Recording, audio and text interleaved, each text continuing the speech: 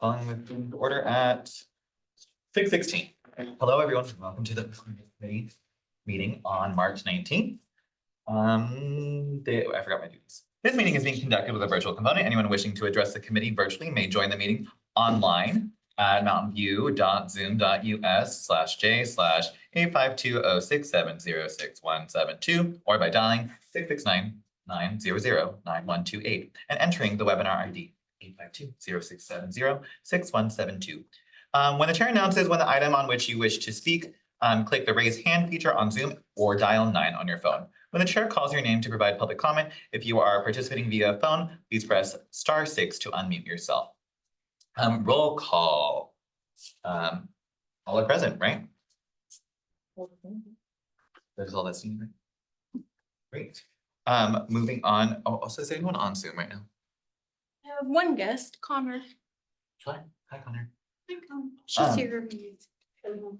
Okay, so let's go on to minutes approval on our next page or next page.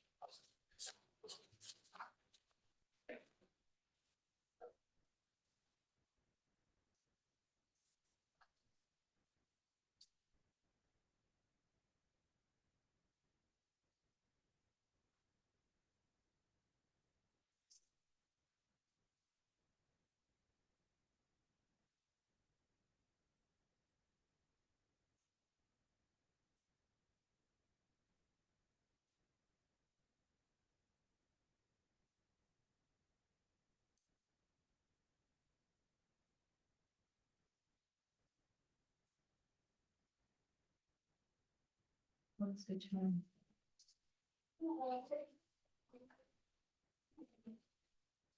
Yeah. Do I have a motion? I move to approve the minutes of the last meeting. Is there a second?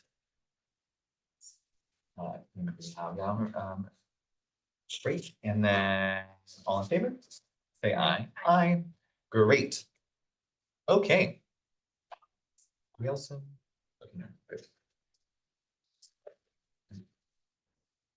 Okay, on to item 4, oral communication from the public.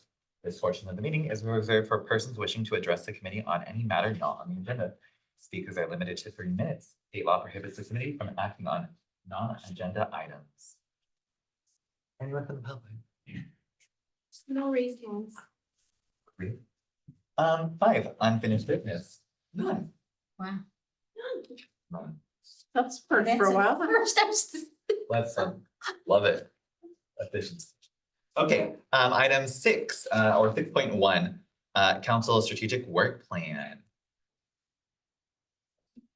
Good evening, committee members. My name is Lindsay Wong. I'm the Senior Management Analyst for the Community Services Department. Tonight, I am presenting on behalf of the City Manager's Office.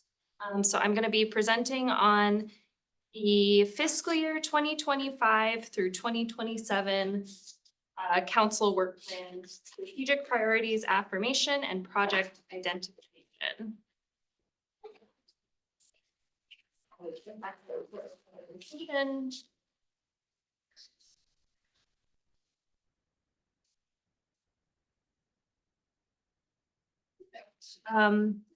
So every 2 years, the City Council adopts a work plan that establishes council's top priority initiatives, which along with other special projects and ongoing core services contributes to the City Council's 7 strategic priorities. So the current fiscal year's 2023 through 2025 work plan concludes at the end of June 2025. And the status of projects from that work plan can be found in attachment 1 to the memo.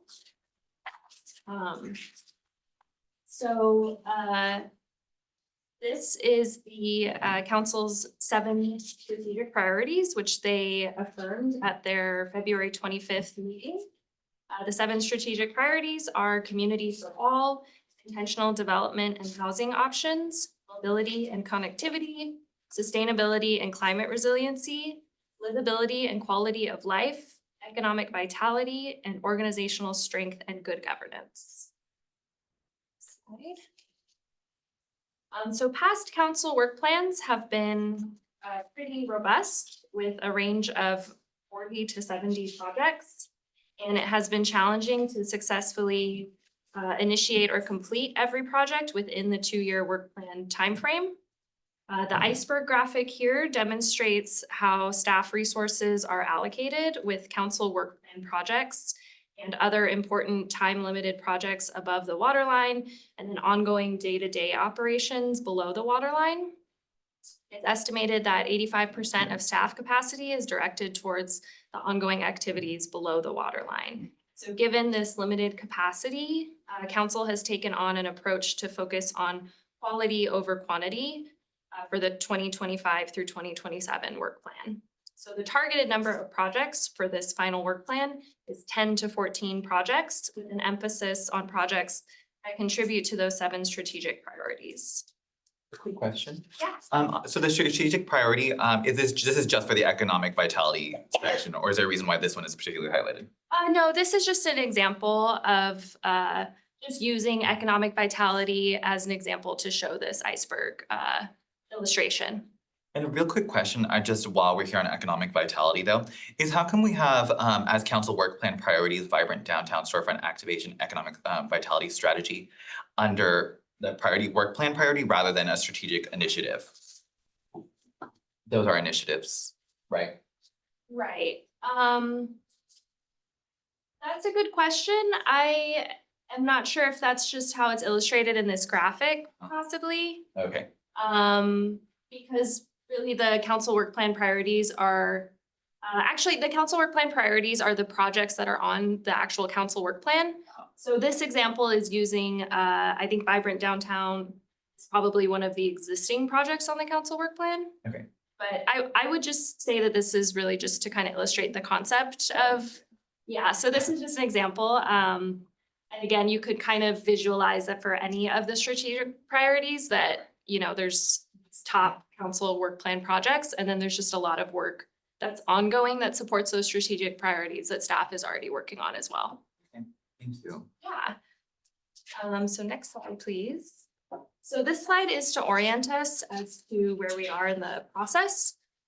So there have been a couple of meetings so far this year related to the work plan process. So most recently on February 25th, there was a council study session to discuss the potential projects to be included in the work plan.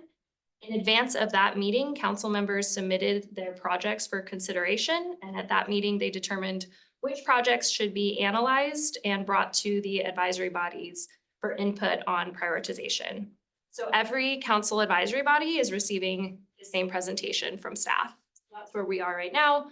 We have met with a few advisory bodies already. So staff is currently analyzing those projects that were recommended by council using the following criteria. So whether the project furthers the 7 strategic priorities and council goals, whether a project is discretionary or non-discretionary, the fiscal impact, the legal impact, the duration and timing of the project, and staff capacity. So this staff analysis that's happening, as well as feedback from the advisory bodies, will be brought to the April 22nd council meeting for final project prioritization and selection. And the final adoption of the work plan will take place on June 24th. So the process today is that we're asking each advisory body member to share up to 3 projects that they believe are most important. Staff will then tally the number of times that each project is identified and document and include any feedback that you might have into the April 22nd council study session memo. A quick question on this process. Yeah.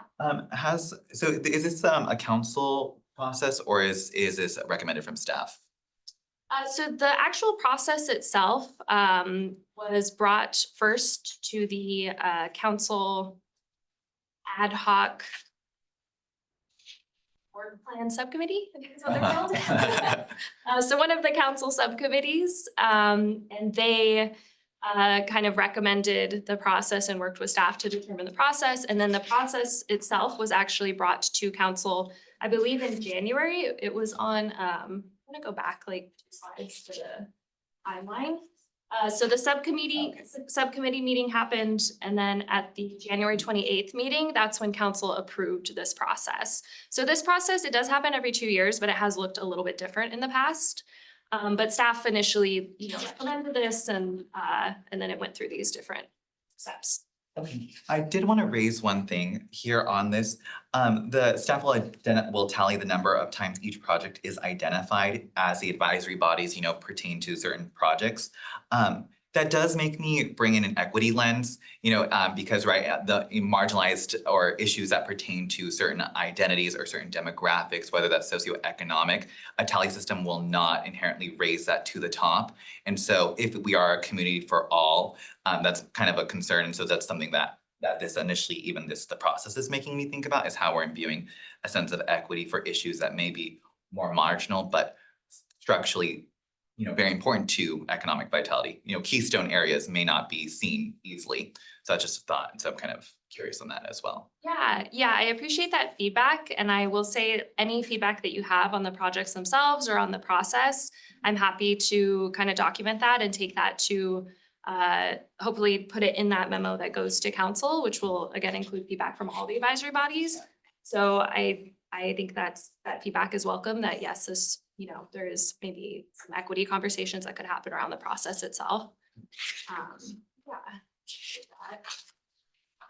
And I also just want to, I'll go through the list of projects, but again, the projects are, the work plan is intended to support all 7 strategic priorities, and economic vitality is just one of those 7 strategic priorities that we used as the so this is the list of potential projects that are being recommended by council. The scope and definition of each project is still being refined by staff as part of that analysis that's happening right now. And it will be further reviewed again by council at the April 22nd meeting. But in the meantime, I can just provide a high-level overview of what each project is intended to do based on council comments at the February meeting. So I'm going to go through each one. So the first is to complete funding agreements and begin engineering for the Stevens Creek Trail extension. So this is an existing project, and the extension would continue the trail southward to Sunnyvale and increase access to the trail. So the completion of the extension is quite a large project that has a timeline beyond this 2-year work plan, but the focus of this specific work plan item would be on the funding agreements and design engineering needed to kind of create the framework of the project. Within Mountains View's borders. Correct. Some of the funding agreements are with the city of Sunnyvale though. So there is a partnership. I believe that the extension is fully within Mountain View's borders, but it is a partnership with Sunnyvale. Number 2 is to develop a strategy to facilitate low and moderate income homeownership, including addressing barriers to condo development. This is an existing project that seeks to make homeownership opportunities more attainable with an emphasis on entry-level and first-time homeowners. The city has not seen much condo development, so this project also includes looking at barriers citywide and ways to support additional development. Number 3 is to update R3 zoning standards. This is an existing project. City staff are working on revisions to the R3 zoning development standards that consider form-based standards, incentivizing stacked flats, and updating row house design guidelines. So this update can better address neighborhood conditions, enable more diverse housing, and create more predictable outcomes. Real quick. Go ahead, Carol. So the condominium development, is that a zoning issue? Is that part of this barrier thing? Yeah, that's a good one. That's a great question. I personally can't speak to that too much. My understanding is it could be zoning or perhaps other city processes. It could have to do with maybe the development review process itself. But I think that the scope of that project would be to just kind of determine what those barriers are and whether the city is contributing to those barriers. Oh, okay. Yeah, and again, I will definitely try my best to answer questions, but the scopes of these projects are kind of being looked at by the specific department staff to like flesh out really what the project will be. So it might things. Another question on this too, sorry, for number 2 as well, when we're looking at like barriers to condominium development, are we looking for, so development for a strategy for to facilitate low and moderate income home ownership, including addressing barriers to condominium development. Is it more focused on the development aspect to build, or is it more focused on policies regarding people who are in Mountain View having access to home ownership? And I know, sorry, I hear what you just said. but- Yeah, again, I wish I could provide a little more context for some of these. Maybe I can for this one, because I watched February council meeting Yeah. and the comment was made by one of the council members that there just haven't been any condominiums built in the city for a number of years, like decades. Yeah. And so they want to find a way to make it easier to build condominiums. Mhm. And I think, to her point, I think it's too early in the process to take in equity issues and things. It's like, well, how can we just build them? Well, so here's what I'll say. If we look between CSA as well as the Palo Alto nonprofit in housing, we have continued to build and be developer friendly, which has led to our increased rent and as well as increased barriers to access barriers. And no, we have not. And so currently our strategy is to, if I'm correct, is to allow a certain number to be, let's say, low income housing and whatnot. And so we're slowly building our reserve for housing. But that answers the question, yes, we are allowing developers to come in, but we have not quite resolved the issue of getting homeowners to come in. And we have slowly been doing it, but this is an issue that spans all the way to the 60s. So I understand that movement is slow. I think we can be faster. That's my thought. 60s, that's a long time ago. Thank you. Number 4, develop a plan for ending the flow of natural gas by 2045 as part of the decarbonization strategy. The city currently has a goal to reach carbon neutrality by the year 2045, and this project would add a specific goal to stop the flow of natural gas at the same time. Number 5 is to update the Race Equity and Inclusion Action Plan. This is an existing project that supports the city's Community for All strategic priority. This project is primarily focused on the city's legislative priorities related to race equity and inclusion and other actions that the city may be able to take to support our diverse community. Number 6, expand access to broadband citywide. This is the continuation of an existing project. The City Council had a study session on February 25th that discussed the broadband needs assessment and gap analysis. This project would take the initial steps to address the findings of that study, including the development of a conceptual broadband network design. Number 7 is to implement smart water meters. This project would design and implement a smart water meter system that allows for remote meter reading and improved customer leak detections. Number 8, explore placing an amendment to the city charter and a revenue measure on the 2026 ballot. This project would introduce a ballot measure to modernize language, remove outdated provisions, and clean up the city charter. And additionally, the project includes a proposed revenue measure in response to the city's projected budget forecast over the next couple of years. Number 9, review and make periodic amendments to the municipal code in a phased approach to remove contradictory, unenforceable, or otherwise outdated sections. This project would update the Muni code to make it more flexible or more enforceable where needed. And adding this to the city work plan would provide staff the time needed to review and make those changes. Number 10, establish design standards for streamlined and improved project development. This project would create standards and set expectations for developers in order to move projects through the review process more quickly. This project is intended to support well-planned developments that benefit both the community and urban growth throughout the city. Number 11, pilot an autonomous vehicle shuttle. This project would complement our current community shuttle with an autonomous vehicle and would explore the potential of autonomous vehicles as a mass transit option for the city. Number 12, develop a downtown vacant storefront window display and pop-up program. This project would create a program to activate vacant spaces and create a more vibrant downtown.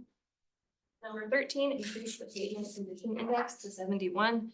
This project would explore funding opportunities and develop strategies to improve the overall condition of the city's street pavement and would raise the pavement condition index from 67 to 71. What does that mean?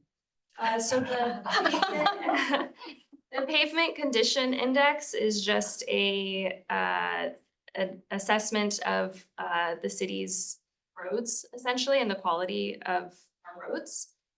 So it's like a scale of 0 to 100.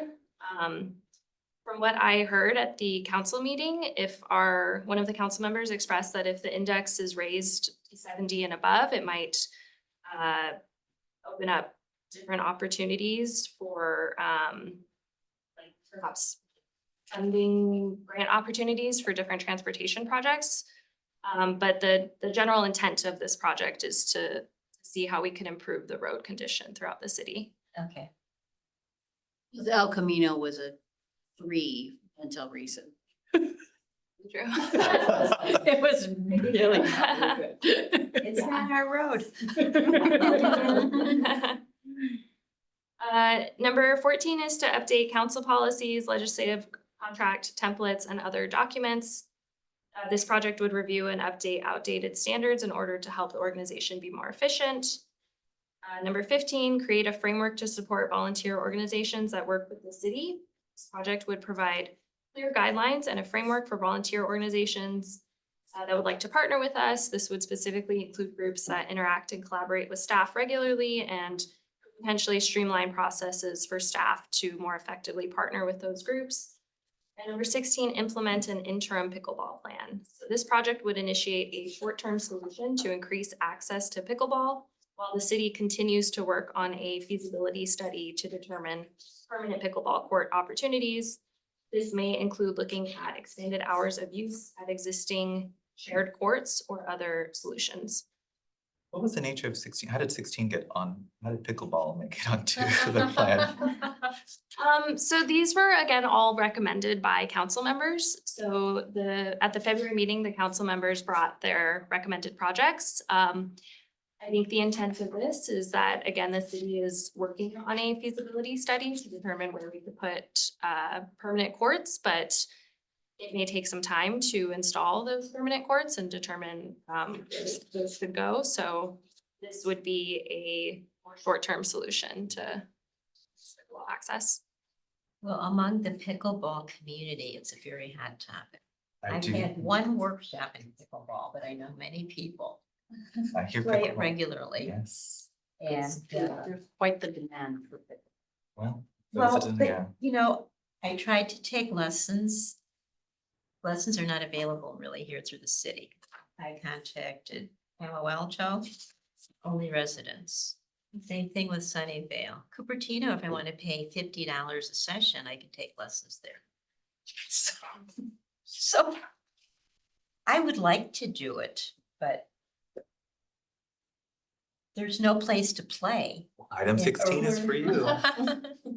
So, On there, on there. and it's not just, it's multi-generational. No, certainly. It goes back to, the longstanding issue of the city of between prior, like tennis has been a long time priority, but that's come to a racial divide as well in the Parks and Rec, but I don't know if that's ever made it to the city, but people of color, we're aware of that. I would say that it's 50-50 Asian and Caucasian, pretty much from what I see out on the courts. But no lessons. You just jump in and go. I don't know where these. Maybe that's people- free though, if you just jump in though. Well, but they don't want to play with anybody who doesn't know what they're doing. Okay, that's enough about Okay. pickleball. So that concludes my presentation. So if you have additional questions, I will try my best to answer them. But again, tonight's task is for each of you to recommend up to 3 projects. I'll throw it over to you all. And again, if you have other feedback that you would like to include as well, I will document that as best I can.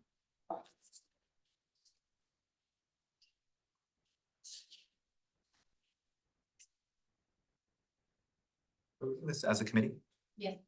Well, I think each Each one one. of you. Each of you will, you don't need to, Oh, yeah, got so it. you don't need to make a motion tonight. You don't need to read, just each of you will provide your top 3. We're working independently tonight. Scandalous. I'm really interested in kind of some of where our priorities are on the potential projects. You know, a great example is the autonomous vehicle shuttle. You know, our shuttle system already, you know, could use some look at and see what, you know, we could stand to redo our buses as well, add more seating on our buses, add more routes. You know, that's a primary way that low-income students, whether that Graham or Crittenden, are getting around, you know, and also building, you know, a culture of safety around that. And of course, you know, bike and pedestrian, that's child safety as well, but there's so many more. But there's this interesting aspect of, I understand autonomous vehicles look really cool, and also, maybe they're gonna be electric too. But that's something to that I'm confused as to why autonomous vehicles would be on this work plan. Maybe I need to go. But That it made it all the way to a. Yeah. Strategic. when, you know, there's our bottom line, I think, in Mountain View is still struggling. We have a struggling class, as you know, the adage goes, like, we have our haves and have-nots in the city of Mountain View. And what are we doing for our have-nots beyond the idea of giving developers space to build, you know, condominiums or apartments or provide low-income housing? That continues to be a concern of mine. Well, David, I think that probably the reason that the autonomous vehicle thing is on there, and I'm with you, I mean, I'm not gonna vote for that. But I mean, somebody on council has a constituency that it's important to, and so whoever that is. I brought it agree. up. I agree. I'll just maintain that I also think, you know, if we're gonna be a community for all of our council should be thinking about the entirety of the community, but I understand that may not be, you know, everyone on council's priority, but if good governance likewise is on there, I would like to see our general fund used for everybody. So do you want folks to just tell you which one? Yeah, so if you, however you want to do it, but if one of you wants to start, you can share your top three and any other feedback that you might have. May I know a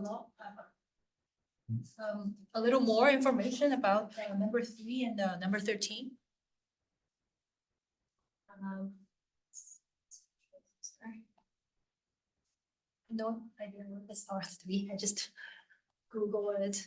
Yeah, that's zoning standards. Yeah, where is our? Yeah, so the R3 zoning district covers approximately 15% of the city's area and contains around 50% of the city's existing dwelling units. So this R3 zoning update is something that staff are already working on. It's on the current council work plan as well. And the update is intended to consider form-based standards, incentivizing stacked flats, and updating row house design.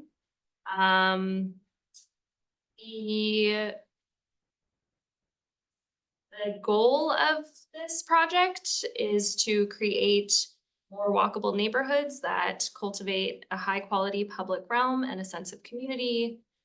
And also the project aims to create opportunities for diverse housing unit types and produce better design that reflects the community's vision and possibly change density in targeted areas to achieve desired goals and increase the supply of housing. So this is, along with some of these other projects, it's again intended to support the intentional housing strategic priority.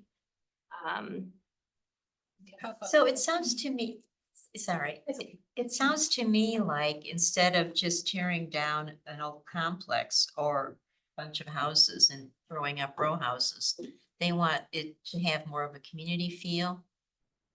I sense also it's about creating a variety of options, correct, right? To increase, I think primarily it's about increasing supply is the focus, right? Yeah, I think the intent is to really diversify the housing options and to, yes, increase the supply of housing for the city.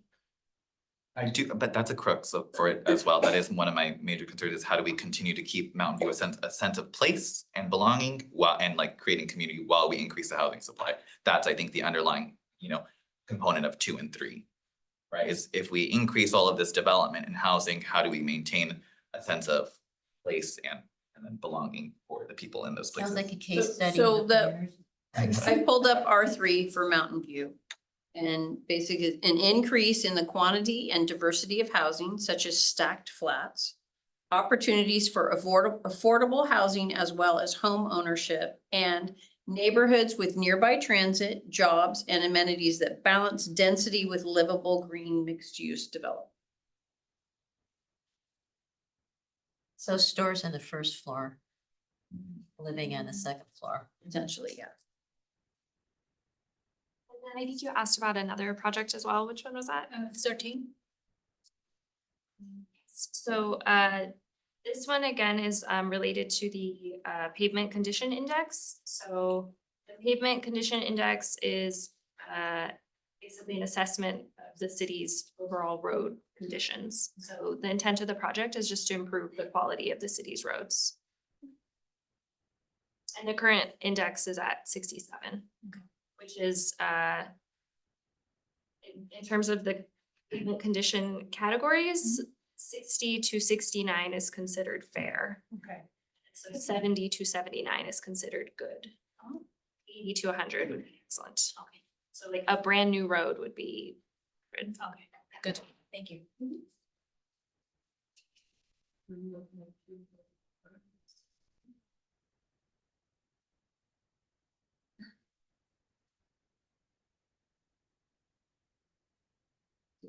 Want to do it by secret ballot? We can write it No. down, hand them over to Lindsay, or we can just, And the winner is.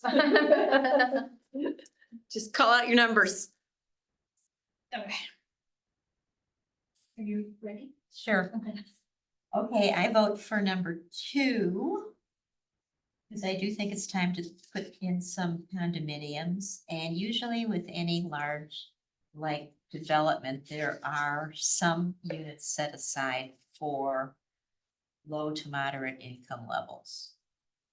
And that's a path to homeownership. So I vote for 2. I vote for 12 because it's related to downtown and we're part of downtown, so of course I'm encouraging others to vote for that. And I'm gonna go for 16 pickleball.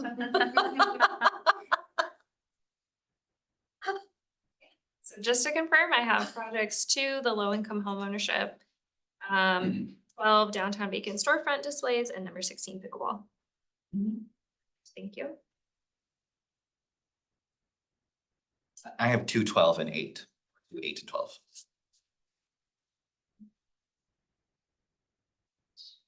8 to 12.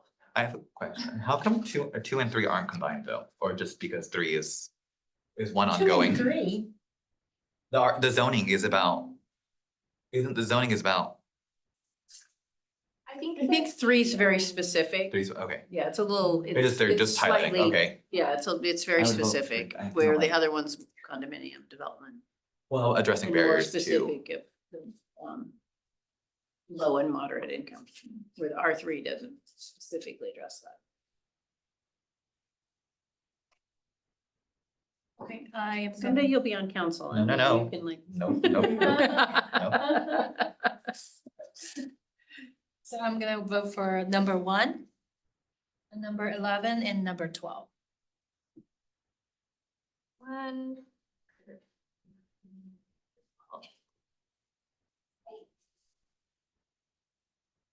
Any other comments? I wish we had more people. Yeah, we'd have more. We're bathing, we should be, hopefully. Thank you very much. Thank you, Lindsay. Okay. Item 7. Thank you, Lindsay. Thank you so much. Item 7, meeting staff announcements, updates, requests, and. So my first announcement, yeah, I'm going to introduce Nathan Truitt. He's our performing arts supervisor in charge of business and operations. He's been here a whole month, Woo. Almost. almost. He keeps coming back. That's a good thing. So he's my last compliment. I'm fully staffed now. I have my Oh my 18. gosh. Fully Didn't staffed. take long, huh? Don't jinx it. You can introduce yourself, but I'll just tell everybody we stole you from Sunnyvale, so.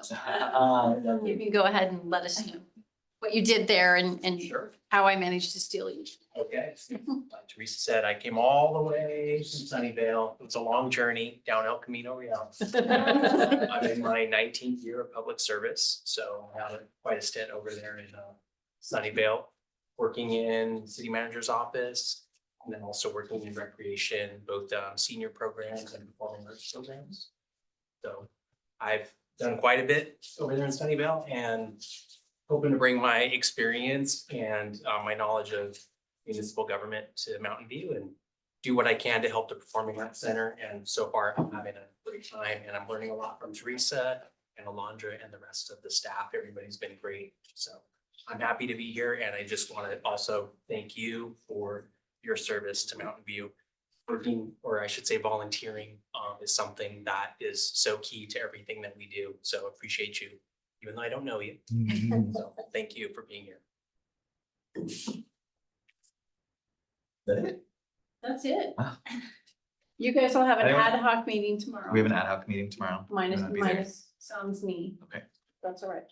Okay. Alondra will be there. She'll take copious notes. Yes. We'll move that forward.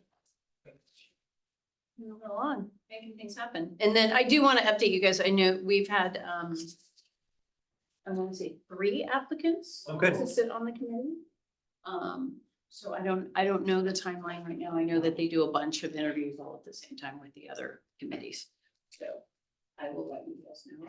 So I'm sure we'll have 2. Yeah, good. And then we'll have a full complement of the committee. I finally have, I'm fully staffed, now I need a full complement of committee members. Good. Anyone Well, else? we'll keep everybody busy once we get staffed up.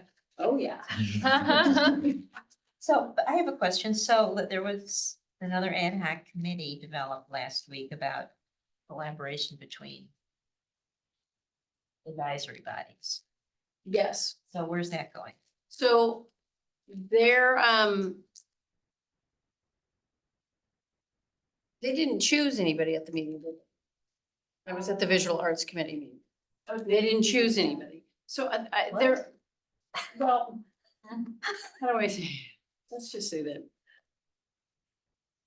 Okay, how do I say this? So basically, they're presenting the idea first, and we're all in agreement that, committees want to have folks. And so basically, I just said at the end of my presentation, at your next meeting, you guys need to pick 2 people to be on this ad hoc committee from each of your committees, so that 6 folks can get together and then we can have discussions and move this forward. Who was this to? The Visual Arts Okay. Committee, and then Amanda, who is with the Mhm. Downtown Committee, she was Oh, there she was. too. I think they were going to, and that was the last one. Amanda and I both were at the Visual Arts Committee, so that's kind of the last one, but I think they're waiting to choose their committee folks for the ad hoc till this next meeting. I was more like, let's do it. Yeah, are we waiting on something? Is the city waiting on something? No, I think they just, It's a different pace. They have a different culture. They really discuss things thoroughly. Very thoroughly. Oh, So okay. they're got it. considering this That's lovely. and they'll, but it's on all of our work. they'll participate. When are we doing our work plan? We do our work plan, It was already, I thought we already were supposed In to. the fall, in the fall Oh, we do in because the it's, fall? yeah. We usually do it in September, depending on. Did we do this last one? I think that we No, have we didn't. discovered it in August. We did in August because we had Oh, the, okay. we had the resident Yeah, companies. yeah, yeah. So I might have moved it up. Okay. We were gonna be busy. Real quick comment too, just kind of like I'm thinking about the stuff from, I really feel strongly that we don't have a community facing component in the work in the council work plan. And so we have things that aid from a top down perspective in developing community or building a sense of community, but nothing from a community level. I should have said this one, but I think that's also, I mean, we're an outward facing committee, like we reach directly to audience or to community. And I think that behooves us as something to continue to think about too, is what is an outward directly to community facing aspect look like. I don't think it need be delegated, to department heads or whatnot. I think that's something that should be on council's plan.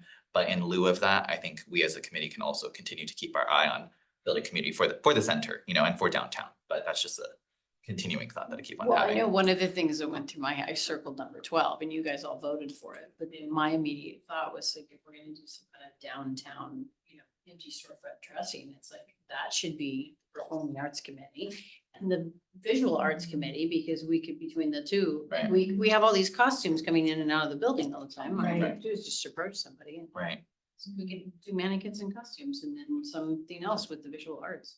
Well, actually, a friend of mine's on the downtown committee and she did that about 2 or 3 years ago. Mm-hmm.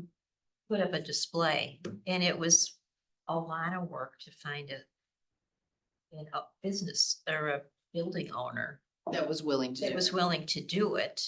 I mean, it took a lot more time and effort than you would think, but I think it was worthwhile doing and people enjoyed it. And then, that's it. Well, I think if it's done through the city, then the city would bear some of the responsibility. But yeah, exactly. I mean, the volunteers not gonna spend their Yeah. lives. Well, no, I just mean like the liability of like, as a business owner, I'm gonna let some volunteer business. You know Oh, what I mean? Like, so then if it's city run, like we're the ones that are going into the business, then it takes some of that onerous off of or volunteer or the business being intrepid of letting somebody just come in, dress your windows. I look forward to whenever we end up doing meeting with the other committees though, because I just think it'll. Yeah. The common ancestor, as they say. Anyways, anything else? We have 2 minutes until 7, and end too early. oh, yeah. No, we can, it's 2 more, but no, it's like. Anyone else? Does anybody have any talent they'd like to present? Are we good? Yes. There we go, meeting adjourned, What time? 6:59. Okay. I think that's a record.